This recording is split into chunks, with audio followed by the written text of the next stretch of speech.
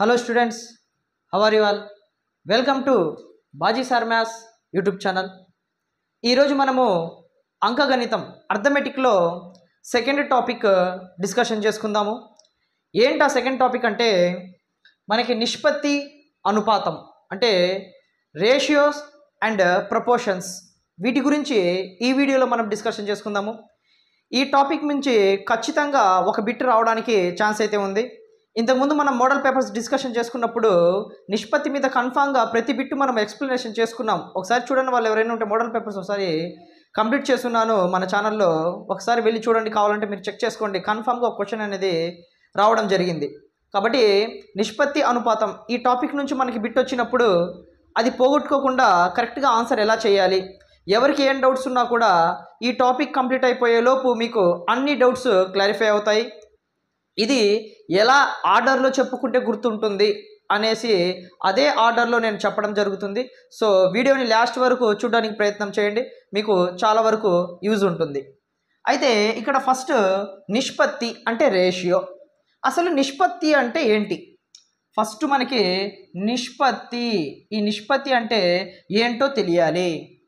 ఈ నిష్పత్తిని మనము ఎలా రాసుకుంటాము అంటే దీన్ని ఫర్ ఎగ్జాంపుల్ నేను A:Bగా రాసుకుంటున్నాను. A:B.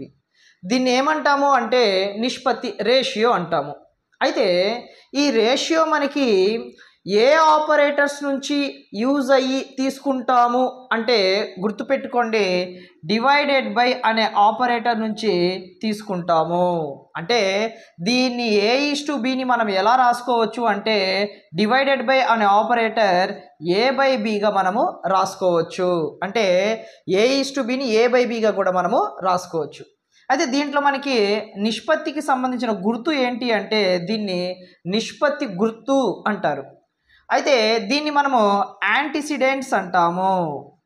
యాంటిసిడెంట్స్. దీన్ని కాన్సిక్వెన్స్ అంటాము.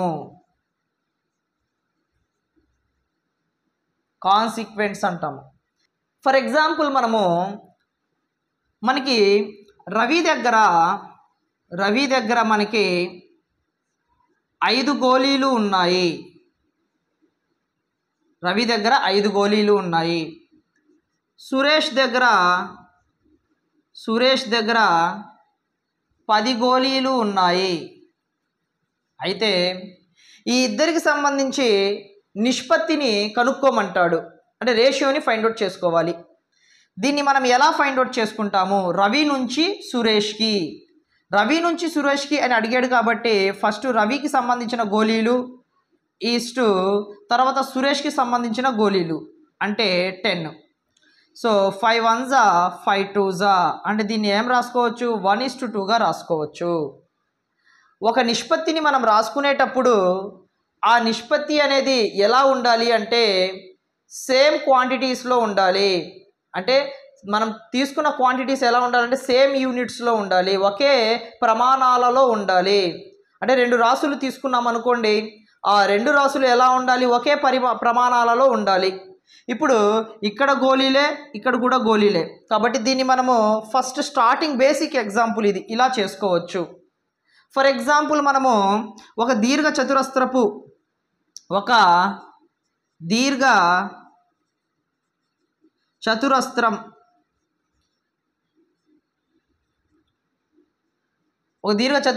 పొలం ఒకటి ఉంది.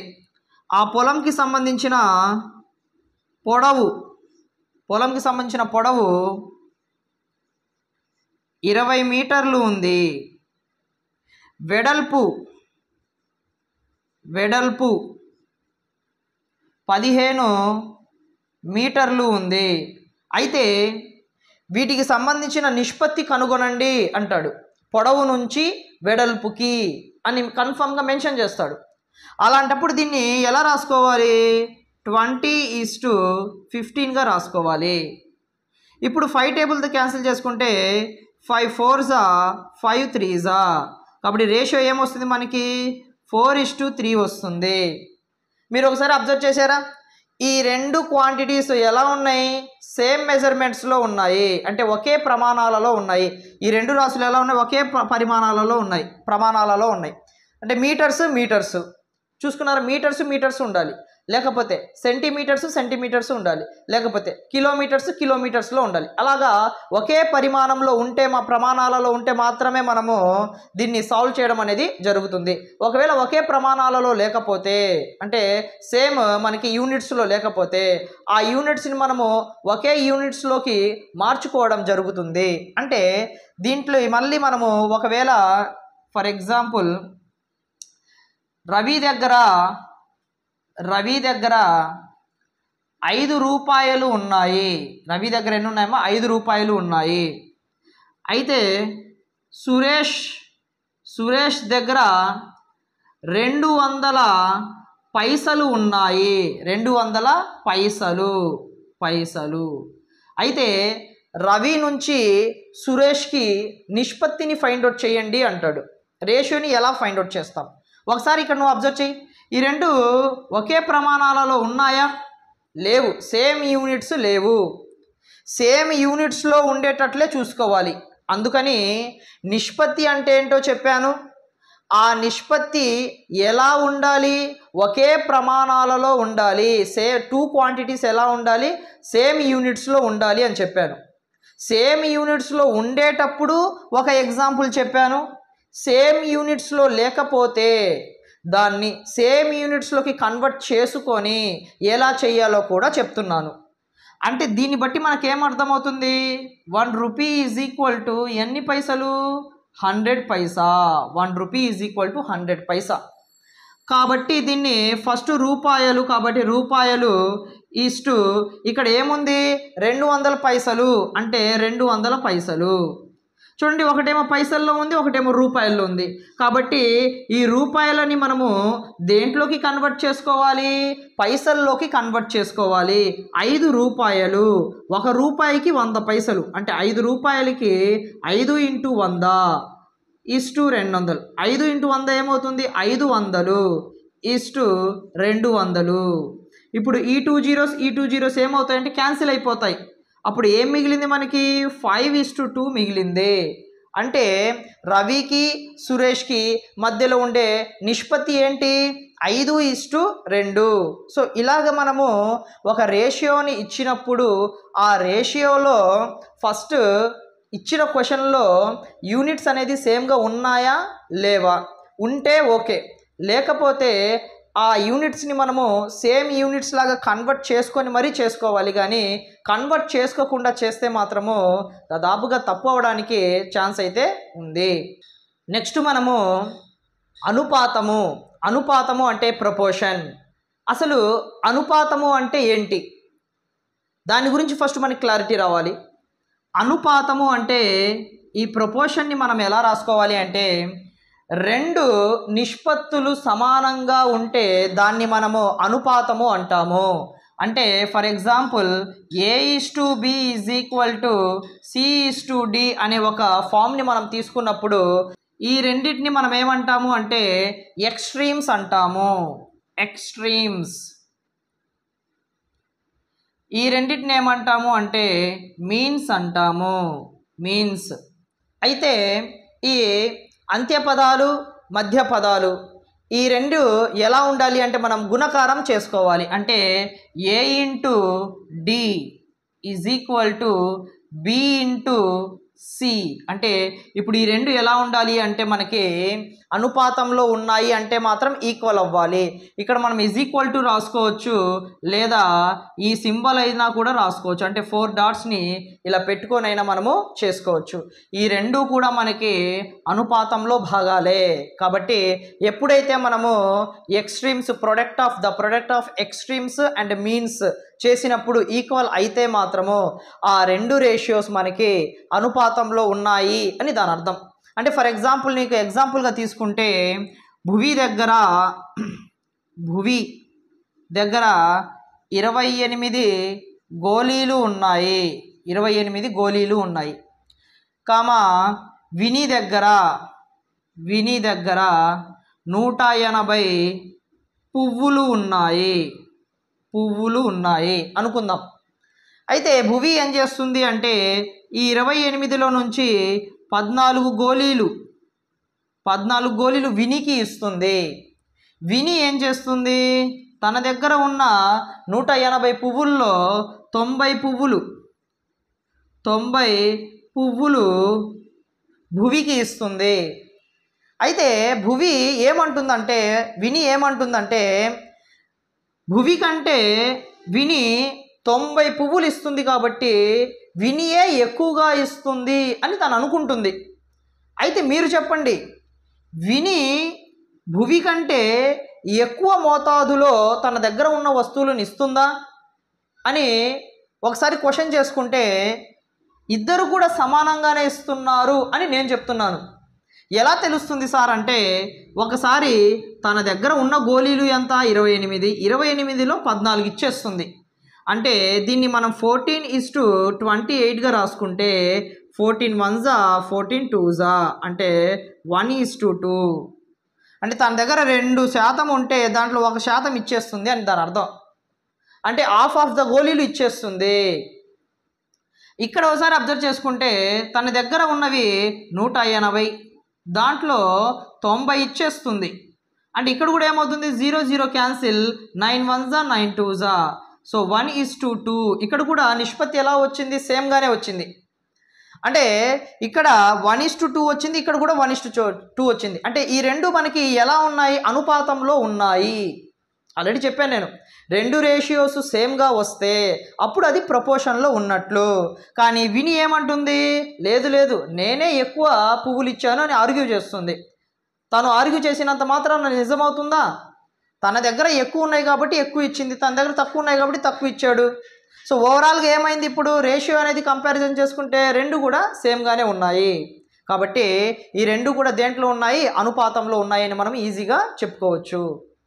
నెక్స్ట్ మనము ఇంకో ఎగ్జాంపుల్ ఇక్కడ అబ్జర్వ్ చేసుకుంటే, రాజ్ 15 రూపాయలకి 3 పెన్నులు కొన్నాడు. 15 రూపాయలకి ఎన్ని కొన్నాడమ్మా, 3 పెన్నులు కొన్నాడు. శ్యామ్ ఏం చేశాడంటే 50 రూపాయలకి 10 పెన్నులు కొన్నాడు. 10 పెన్నులు కొన్నాడు. అయితే ఈ ఇద్దరి డేటా మనం ఒకసారి అబ్జర్వ్ చేసుకుంటే ఈ 2 మనకి అనుపాతంలో ఉన్నాయా లేవా అని తెలుసుకోమంటే ఎలా తెలుసుకుంటామో ఒకసారి అబ్జర్వ్ చేయండి. ఇక్కడ మనం ఒకసారి అబ్జర్వ్ చేసుకుంటే రాజ్కి సంబంధించిన రూపాయలు అండ్ ఇక్కడ 3 పెన్నులు. కాబట్టి దీన్ని మీరు ఒకసారి అబ్జర్వ్ చేసుకుంటే 15:3గా రాసుకుంటే ఇక్కడ ఏమవుతుంది, 3 1s 3 5s అంటే 5:1 వస్తుంది. అంటే ఇక్కడ ఏమర్థమవుతుంది, ఒక పెన్ను ఎంత పడుతుంది, 5 రూపాయలు పడుతుంది. ఒక పెన్ను 5 రూపాయలు పడుతుందని దాని అర్థం. నెక్స్ట్ శ్యామ్ గురించి ఆలోచిస్తే 50:10. సో ఇక్కడ 0 0 క్యాన్సిల్ అయితే ఇక్కడ కూడా ఏమొస్తుంది, 5:1 వస్తుంది. అంటే ఇక్కడ కూడా ఒక పెన్ను ఎన్ని రూపాయలు, 5 రూపాయలు అని పడుతుంది. అంటే ఇద్దరు కూడా ఒక పెన్ను 5 రూపాయల దగ్గరికే కొన్నారు. అయితే రాజేమో 3 పెన్నులు కొన్నాడు, అందుకని 15 రూపాయలు అవుతుంది. శ్యామ్ ఏమో 10 పెన్నులు కొన్నాడు, అందుకని ఏమవుతుంది, 50 రూపాయలు అవుతుంది. అంటే ఈ 2 మనకి ప్రపోర్షన్లో ఉన్నాయా లేవా అంటే కన్ఫామ్గా ప్రపోర్షన్లో ఉన్నాయి అని మనము చెప్పుకోవచ్చు. ఇది జనరల్ ప్రాసెస్గా చేసుకోవచ్చు, లేదా ఈ ఫార్ములాని యూజ్ చేసి అయినా మనము చేసుకోవచ్చు. ఎలా చేస్తాము అంటే ఒకసారి ఇక్కడ అబ్జర్వ్ చేయండి. నేను ఇద్దరికి సంబంధించిన డేటా ఇక్కడ 3:15 ఈజ్ ఈక్వల్ టు లేదా ఈజ్ యాజ్ టు అని రాసుకోవచ్చు. అంటే ఫస్ట్ పెన్నులు రాశాను, తర్వాత కాస్ట్ రాశాను. ఇక్కడ కూడా ఫస్ట్ పెన్నులు రాస్తాను, తర్వాత కాస్ట్ అనేది రాస్తాను. Product of extremes and product of means. Product of extremes అంటే అంత్యమాలు, అంత్య పదాలు, లేకపోతే ఇది మధ్య పదాలు means. So 3 × 50 is equal to 15 × 10. 5 3s 15 ఒక 0 ఈజ్ ఈక్వల్ టు 15 1s 15 ఒక 0. ఈ 2 ఎలా వచ్చాయి, ఈక్వల్గా వచ్చాయి. కాబట్టి మనం తీసుకున్న డేటా ఏదైతే ఉందో ఆ రెండు కూడా ప్రపోర్షన్లోనే ఉన్నాయి, అనుపాతంలోనే ఉన్నాయి అని చెప్పుకోవచ్చు. నార్మల్ జనరల్ ప్రాసెస్లో ఇలా కూడా చేసుకోవచ్చు, లేదా ఫార్ములాని యూజ్ చేసి అయినా మనము చేసుకోవచ్చు. నెక్స్ట్ మనము ఈ నిష్పత్తికి సంబంధించి ప్రాబ్లమ్స్ని ఒకసారి చెక్ చేసుకుందాము. సో నిష్పత్తి అంటే ఆల్రెడీ మనము చెప్పుకున్నాము. ఒకటేమో ఒకే ప్రమాణాలలో ఉంటుంది, రెండవది వేరే వేరే ప్రమాణాలలో ఉంటుంది, అంటే డిఫరెంట్ యూనిట్స్లో ఉంటుంది. ఆ డిఫరెంట్ యూనిట్స్లో ఉంటే సేమ్ యూనిట్స్లోకి మార్చుకొని చేయాలి, సేమ్ యూనిట్స్లోనే ఉంటే అసలు ప్రాబ్లమే లేదు, ఈజీగా చేసుకోవచ్చు. దీర్ఘ చతురస్రాకార పొలం యొక్క పొడవు మరియు వెడల్పుల వరుస 100 మీటర్స్ అండ్ 75 మీటర్స్. పొలం యొక్క పొడవు మరియు వెడల్పుల నిష్పత్తిని కనుగొనమండి అంటున్నారు. సో ఇక్కడ ఒకసారి అబ్జర్వ్ చేసుకుంటే పొడవు వచ్చేసి 100 మీటర్లు ఉంది కాబట్టి 100:. నెక్స్ట్ వెడల్పు వచ్చేసి ఎలా ఉంది, 75 మీటర్స్ అని ఉంది కాబట్టి 75 మీటర్స్. ఈ రెండు ఒకే ప్రమాణాలలో ఉన్నాయా లేదా, సేమ్ యూనిట్స్లో ఉన్నాయా లేదా అబ్జర్వ్ చేయండి. ఇది మీటర్స్లోనే ఉంది, ఇది కూడా మీటర్స్లోనే ఉంది కాబట్టి దీన్ని మనం దేలాగా అయినా కూడా చేంజ్ చేయాల్సిన అవసరం అయితే ఏమీ లేదు. సో ఇక్కడ మీరు ఒకసారి అబ్జర్వ్ చేసుకుంటే 25 టేబుల్తో క్యాన్సిల్ చేస్తున్నాను. 25 4s 100, 25 3s అంటే ఓవరాల్గా మీకు రేషియో ఏమొచ్చింది, 4:3 అనేది వచ్చింది. ఇంతే, ఇలానే కనుక్కోమంటాడు. సో ఇంత సింపుల్గా మనము నిష్పత్తిలో అడిగే ప్రాబ్లమ్స్ని ఆన్సర్ అనేది చేసుకోవచ్చు. నెక్స్ట్ 90 సెంటీమీటర్ల నుండి 1.5 మీటర్ల నిష్పత్తిని కనుగొనండి అంటున్నాడు. అంటే ఇది కూడా నిష్పత్తియే, ఇది సేమ్ యూనిట్స్లో ఉండే నిష్పత్తిని కనుగొన్నాము, ఇక్కడ డిఫరెంట్గా యూనిట్స్లో ఉన్న నిష్పత్తిని కనుగొంటున్నాము. సో ఇక్కడ మీరు ఒకసారి అబ్జర్వ్ చేస్తే ఇది సెంటీమీటర్స్, ఇదేమో మీటర్స్ కాబట్టి మనము ఈ రెండింటిని సేమ్ యూనిట్స్లోకి తెచ్చుకుందాము. మనకేమని తెలుసు అంటే 1 metre is equal to 100 centimetres అని తెలుసు. 1 మీటర్ ఈజ్ ఈక్వల్ టు ఎంతమ్మా, 100 సెంటీమీటర్స్. అయితే ఇక్కడ 90 సెంటీమీటర్స్ కాబట్టి 90 నెక్స్ట్ 1.5 మీటర్స్ అంటే 1.5 మీటర్స్, ఇదేమో సెంటీమీటర్స్. సో ఇదేమో సెంటీమీటర్స్. ఈ రెండు సేమ్గా లేవు కాబట్టి దీన్ని మారుస్తున్నాను. సో 90 దీన్ని 1.5 ఇంటూ 100గా రాసుకుంటున్నాను. ఎప్పుడైతే 100గా రాసుకుంటానో ఈ మీటర్స్ కాస్త సెంటీమీటర్స్లోకి కన్వర్ట్ అయిపోతుంది. 90 గుర్తుపెట్టుకోండి అమ్మా, పాయింట్ ఉంటే ఈ పాయింట్ మనం ఎప్పుడైతే గుణకారం చేస్తామో, మల్టిప్లికేషన్ చేస్తున్నామో, మల్టిప్లికేషన్ చేసేటప్పుడు రైట్ సైడ్ వెళ్తుంది. టెక్నిక్ కోడ్ వచ్చేసి మిస్టర్ అని ఆల్రెడీ ప్రీవియస్ వీడియోలో నేను చెప్పాను. సో ఎం అంటే మల్టిప్లికేషన్, ఆర్ అంటే రైట్ సైడ్. మల్టిప్లికేషన్ చేసేటప్పుడు పాయింట్ రైట్ సైడ్ వెళ్తుంది అని దాని అర్థం. సో ఇక్కడ ఉన్న పాయింట్ ఇక్కడికి రావాలి అంటే ఒక స్టెప్ వేయాలి. ఈ పాయింట్ ఒక స్టెప్ వేసినందుకు 2 జీరోస్లో ఒక 0 క్యాన్సిల్ అయిపోతుంది. అంటే అప్పుడు ఏమవుతుంది, 15 × 10 మాత్రమే ఉంటుంది. నెక్స్ట్ 90 ఈ రెండింటిని మల్టిప్లికేషన్ చేసుకుంటే ఏమొస్తుంది, 150 వస్తుంది. ఇప్పుడు 0 క్యాన్సిల్, 3 3s 3 5s అంటే ఓవరాల్గా ఎంత వచ్చింది రేషియో మనకి, 3:5 అనేది వచ్చింది. అంటే దీనికి సంబంధించిన నిష్పత్తి మనకి 3:5 అనేది వచ్చింది. అంటే ఈ నిష్పత్తిని మనం కనుగొనేటప్పుడు ఎవ్వరూ కన్ఫ్యూజ్ అవ్వాల్సిన అవసరం లేదు. మనకి రెండు మెథడ్స్ ఉంటాయి. ఒకటి సేమ్ యూనిట్స్లో ఇస్తాడు, 2 డిఫరెంట్ యూనిట్స్లో ఇస్తాడు. సేమ్ యూనిట్స్లో ఇస్తే నో ప్రాబ్లం, డిఫరెంట్ యూనిట్స్లో ఇస్తే మాత్రము కన్ఫామ్గా దాన్ని మనం సేమ్ యూనిట్స్లోకి మార్చుకొని ఆ తర్వాత ప్రాబ్లం అనేది సేమ్ యాజ్ యూజువల్గానే చేసుకుంటే సరిపోతుంది. నెక్స్ట్ మనము ప్రపోర్షన్స్ గురించి డిస్కషన్ చేసుకున్నట్లయితే ఆల్రెడీ టాపిక్ ఎలా ఉంటుందో అనేది చెప్పుకున్నాం కాబట్టి దాని మీద ఒక 2 ఎగ్జాంపుల్స్ చేస్తే మీకు చాలా వరకు క్లారిటీ అనేది వస్తుంది. సో ఈ అనుపాతం అనేది ఎలా క్రియేట్ అవుతుంది, ఇచ్చిన 2 నిష్పత్తులు రాసుకొని product of means and product of extremes చేసినప్పుడు ఆన్సర్ అనేది సేమ్గా రావాలి. అంటే గుణకారం చేసుకోవాలి, ప్రొడక్ట్ చేసుకోవాలి. ఎవరెవరికి ప్రొడక్ట్ చేసుకోవాలి, అంత్యమాలకి అలాగే మధ్యమాలకి, అంటే మధ్య పదాలు అంత్య పదాలు, వీటిని మనం ప్రొడక్ట్ చేసుకొని గుణకారం చేసుకుంటే ఆన్సర్ సేమ్ వచ్చిందనుకోండి అప్పుడు అది ఏమవుతుంది, అనుపాతంలో ఉంటుంది. ఆన్సర్ సేమ్ రాలేదనుకోండి అది అనుపాతంలో ఉండదు. కాబట్టి ఇక్కడ ఒకసారి అబ్జర్వ్ చేసుకుంటే ఫస్ట్ ఈ రెండు మనం సాల్వ్ చేయాలంటే ఏమని చేసుకోవాలి, అన్నీ కూడా ఒకే ప్రమాణాలలో ఉన్నాయా లేదా చూసుకోవాలి, సేమ్ యూనిట్స్లో ఉన్నాయా లేదా చూసుకోవాలి. ఫస్ట్ ఇవి చూడండి, ఒకసారి అబ్జర్వ్ చేసుకుంటే ఇక్కడ 25:30 అంటే ఈ రెండు కూడా ఎలా ఉన్నాయి, గ్రామ్స్లో ఉన్నాయి.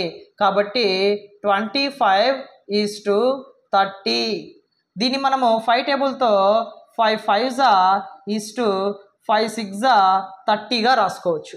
అంటే ఓవరాల్గా ఏమొచ్చింది మనకి 5:6 అనేది ఆన్సర్ వచ్చింది. నెక్స్ట్ కిలోగ్రాముల్లో ఇచ్చాడు. ఈ కిలోగ్రాముల్లో ఏదైతే ఇచ్చాడో దీన్ని మనం ఒకసారి అబ్జర్వ్ చేసుకుంటే రెండు కూడా కిలోగ్రాముల్లోనే ఉన్నాయి. కాబట్టి 40:48గా రాసుకుంటున్నాను. ఇవి రెండు కూడా గ్రాములకి సంబంధించింది, ఇవి కిలోగ్రాములకి సంబంధించినవి, రెండు కూడా కిలోగ్రాముల్లోనే ఉంది, ఇబ్బంది అయితే ఏమీ లేదు. సో ఇప్పుడు ఇక్కడ 8 టేబుల్తో 8 5s 40, 8 6 48. కాబట్టి ఇది కూడా ఏమొచ్చింది 5:6 వచ్చింది. అంటే ఈ రెండు మనకి సమానంగా వచ్చాయి. కాబట్టి ఈ ఇచ్చిన ప్రాబ్లము అనుపాతంలో ఉంటుందా ఉండదా, ఖచ్చితంగా ఉంటుంది. ఇది నార్మల్ చెకింగ్ ప్రాసెస్, ఇలా చేసుకోవచ్చు. లేదు సార్ నేను ఫార్ములా వేసుకొని చేసుకుంటాను అంటే యాజ్ ఇట్ ఈస్ ఫార్ములా వేసుకొని కూడా నువ్వు చేసుకోవచ్చు. ఎలా చేసుకోవచ్చు, ఈ రెండు కూడా మనము సేమ్గా రాసుకొని మనము మల్టిప్లికేషన్ అనేది చేసుకుంటే ఇందాక చెప్పిన ఫార్ములాలో ఈజీగా మనకు ఆన్సర్ అనేది వస్తుంది. ఫార్ములాని మనము ఒకసారి చెక్ చేసుకుంటే ఇక్కడ చూడండి 25:30 is as to 40:48. ఇక్కడ ప్రొడక్ట్ ఆఫ్ ఎక్స్ట్రీమ్స్ అంటే అంత్య పదాలు, ప్రొడక్ట్ ఆఫ్ మీన్స్ అంటే మధ్య పదాలు, ఈ రెండు మల్టిప్లికేషన్ చేసుకోవాలి. అంటే 25 × 48 = 30 × 40. ఈ రెండు చేసుకుంటే ఎంత వస్తుందమ్మా మనకి 1200 వస్తుంది. ఈ రెండు కూడా చేసుకుంటే ఎంత వస్తుంది మనకి 1200 అనేది 4 3s 1200 అనేది వస్తుంది. ఈ రెండు సేమ్గా వచ్చింది కాబట్టి ఆన్సర్స్ చిన్న ప్రాబ్లము కన్ఫామ్గా దేంట్లో ఉంటుంది, ప్రపోర్షన్లో ఉంటుంది. ఈ రెండు ప్రాసెస్లో ఏ ప్రాసెస్ అయినా మీరు చేసుకోవచ్చు.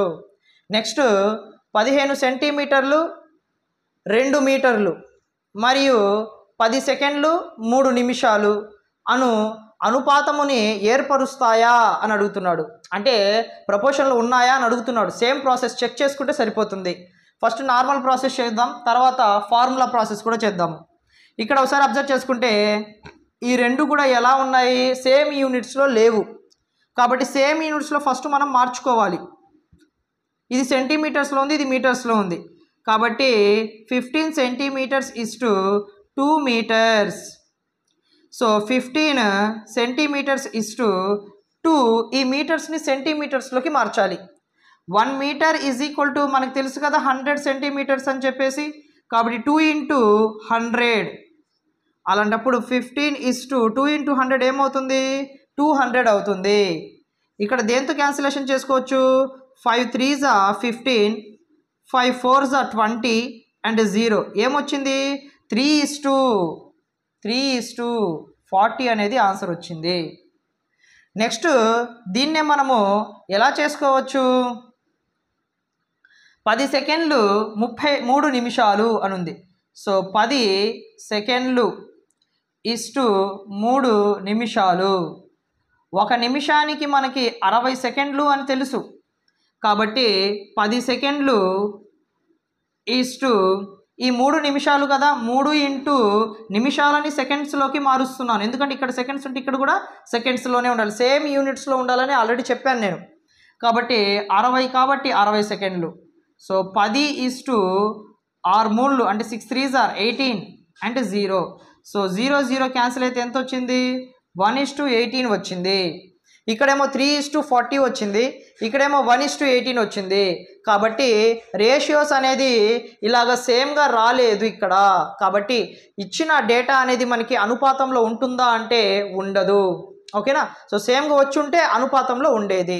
కాబట్టి ఇక్కడ మీరు దీన్ని సేమ్ ప్రాసెస్లోకి కన్వర్ట్ చేసుకునైనా మీరు చేసుకోవచ్చు. అంటే 15 సెకండ్లు ఈజ్ టు 200 సెంటీమీటర్స్. అంటే ఇక్కడ 2 మీటర్స్ కదా, 2 మీటర్స్ ఎలా రాసుకున్నాము, 200 సెంటీమీటర్స్ రాసుకున్నాము. ఈజ్ యాజ్ టు నెక్స్ట్ 10 సెకండ్లు ఈజ్ టు 10 కాస్త ఏమైంది 180, అంటే 3 నిమిషాలని 180 సెకండ్స్గా రాసుకోవచ్చు. So product of extremes product of మీన్స్గా రాసుకోవచ్చు. సో ఇప్పుడు ఈ రెండింటిని మనం మల్టిప్లికేషన్ చేసుకోవాలి. అంటే 180 ఇంటూ 15ని చేసుకోవాలి ఈజ్ ఈక్వల్ టు 200 ఇంటూ 10గా మనము చేసుకోవాలి. సో ఇక్కడ నువ్వు ఒకసారి అబ్జర్వ్ చేసుకుంటే 18, 15 ఈ రెండింటికి మనము మల్టిప్లికేషన్ చేసుకుంటే 18 ఇంటూ 15కి మల్టిప్లికేషను 8 5 40, 5 1 5 ప్లస్ 4 ఏమవుతుంది 9, 1 8 8, 1 1. సో 0 ఎంత వస్తుంది, 2 యాడ్ చేసుకుంటే 17, అంటే 270 వస్తుంది.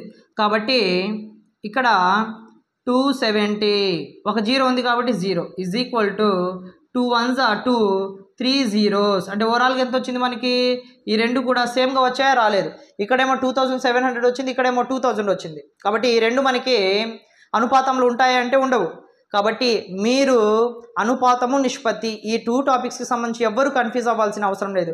నిష్పత్తి అంటే ఫస్ట్ క్వశ్చన్ చూసుకోవడము, సేమ్ క్వాంటిటీ సేమ్ యూనిట్స్లో ఉందో లేదో చూసుకోవడం. సేమ్ యూనిట్స్లో ఉంటే అలాగే రాసుకొని క్యాన్సిల్ చేసుకుంటే సరిపోతుంది. సేమ్ యూనిట్స్లో లేకపోతే సేమ్ యూనిట్స్లోకి మార్చుకొని ఆ తర్వాత క్యాన్సిల్ చేసుకుంటే సరిపోతుంది. నెక్స్ట్ అనుపాతం. ఈ అనుపాతం ఏంటంటే ఇచ్చిన 2 రేషియోస్ని రాసుకొని product of means product of extremes చేసుకుంటే సరిపోతుంది. అంటే అంత్య పదాలు మధ్య పదాలని మల్టిప్లికేషన్ చేసుకుంటే ఆ 2 ఆన్సర్స్ సేమ్గా వస్తే అప్పుడు ఆ 2 రేషియోస్ కూడా మనకి అనుపాతంలో ఉన్నట్లు. ఒకవేళ ఇలా రాకపోతే అనుపాతంలో లేనట్టు. సో ఇలాగ మనకి నిష్పత్తి అండ్ అనుపాతం అనే టాపిక్ని కంప్లీట్ చేయడం జరుగుతుంది. అయితే నెక్స్ట్ మనము రిమైనింగ్ టాపిక్స్ ఏదైతే ఉన్నాయో అవి నెక్స్ట్ వీడియోలో మనము డిస్కషన్ చేసుకుందాము.